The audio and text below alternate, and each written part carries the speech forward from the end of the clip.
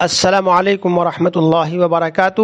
حضرات گرامی قدر، آج کے درس کا عنوان ہے کیا قربانی سے جانور کم ہو جاتے ہیں؟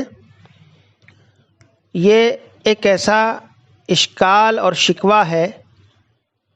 کہا جاتا ہے کہ 3 تاریخوں میں بیک وقت ایک ہی ساتھ لاکھوں جانور ہلاک ہو جاتے ہیں، تو اس کا مضر اثر یعنی اس کا نقصان اقتصادیات یعنی اکنامک پر پڑنا ضروری ہے کہ جانور کم ہو جائیں گے اور سال بھر لوگوں کو ان سے فائدہ ملنے میں بہت مشکل پیدا ہو جائے گی۔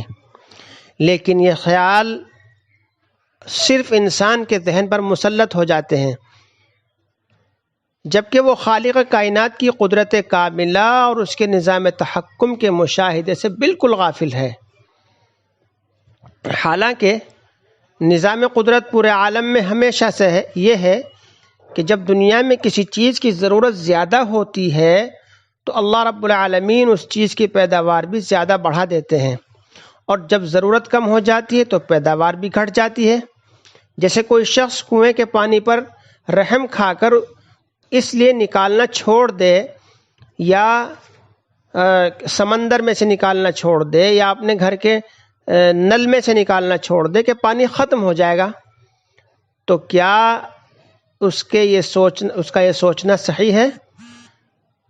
بلکہ جتنا زیادہ پانی نکالا جائے گا اتنا ہی ان چیزوں سے پانی زیادہ ملے گا، حاصل ہوگا۔ حساب لگانے سے پتہ چلتا ہے کہ پچھلے زمانے میں جتنی قربانی کی جاتی تھی اتنی آج نہیں ہوتی۔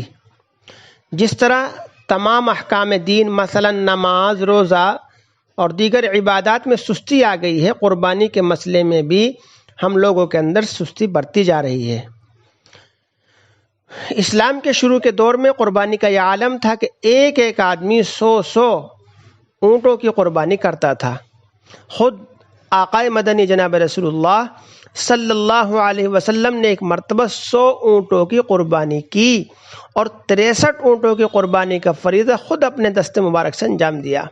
اور قربانی کی اس فراوانی اور زیادتی کے زمانے میں کسی جگہ یہ شکایت نہیں سنی گئی کہ جانور نہیں ملتے یا مہنگے ہو گئے ہیں یا ختم ہو گئے ہیں۔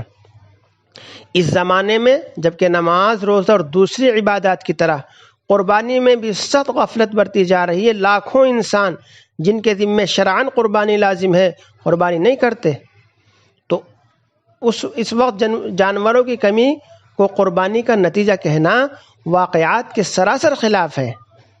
اس زمانے میں بھی بہت سے ممالک ہیں جہاں مسلمانوں کی آبادی برائے نام ہے، وہاں قربانی ہوتی ہے اور نہ قربانی کی وجہ سے کوئی جانور کم ہوتا ہے، مگر جانوروں اور گوشت کی گرانی وہاں ہمارے ملکوں سے زیادہ نظر آتی ہے۔ اور اگر کسی کا ایسا ہی دل چاہے تو ایک سال کسی شہر یا کسی ملک میں قربانی بند کر کے دیکھ لیں کہ قوم کی اقتصادیات میں اس کا کیا خوشگوار اثر ہوتا ہے۔ جانوروں اور گوشت کی یا دودھ اور گھی کی کتنی ارزانی ہو جاتی ہے۔ کوئی مسلم ملک تو انشاءاللہ اس کا تجربہ کرنے کو تیار نہیں ہوگا۔ حضرات، کاش قربانی سے ناآشنا مسلمان سوچیں اور غور کریں اور قربانی کو ایک رسم یا عید کی تفریح کی حیثیت سے نہیں بلکہ اس کی حقیقت کو سامنے رکھ کر سنت ابراہیمی کے اتباع کے طور پر ادا کریں تو ایمان و عمل میں قوت و اخلاص کی برکات کا مشاہدہ ہونے لگے۔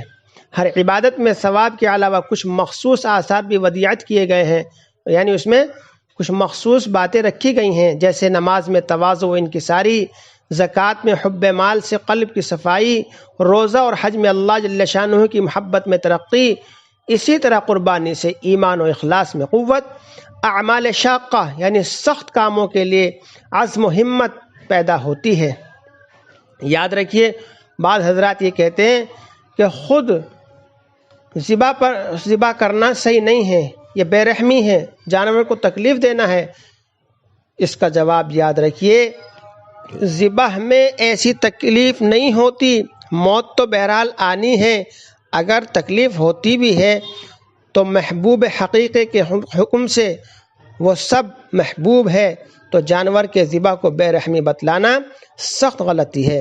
اس لیے ہمیں ہر قسم کے اشکالات، واہیات، افواہوں سے بچ کر علماء سے معلوم کر کے قربانی کے فریضے کو انجام دینا چاہیے۔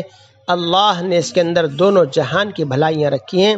خداوند قدوس ہمیں صحیح سمجھ عطا فرمائے اور ہمارے اوپر جو اللہ کے احکامات ہیں جو کرنے کے ہیں ان کو کرنے والے بنائے، اور جن سے روکا گیا ہے ان سے روکا جائے۔ اللہ میرے آپ کے لیے نفع کا ذریعہ بنائے۔ والسلام علیکم ورحمۃ اللہ وبرکاتہ۔